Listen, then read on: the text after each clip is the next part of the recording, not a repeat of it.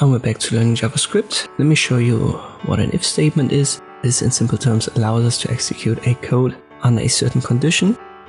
Usually you write if, then regular brackets, the condition inside, then curly brackets, and inside of the curly brackets is the code that we want to execute if the condition is true.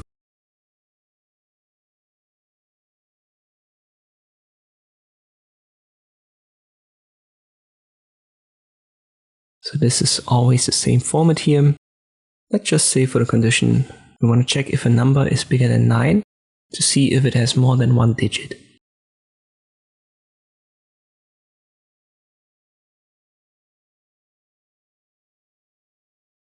And if it is, we want to simply print out the number has more than one digit. And now we just have to translate that into JavaScript. So if we want to print something out, it's a string. Therefore we need quotation marks. At the end we need our semicolon. And we need our document.write and put this inside of the brackets.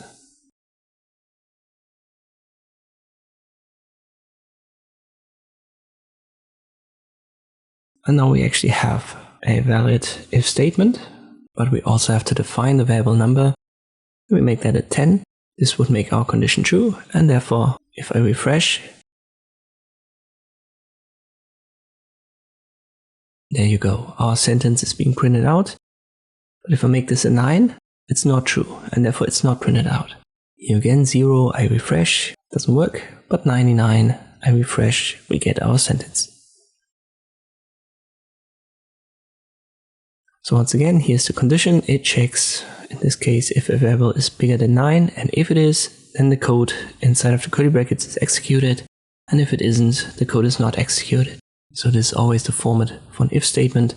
Get yourself familiar with it, because this is something that you come across time and time again in JavaScript. I hope this video was helpful, thank you for watching, and I'll see you next time.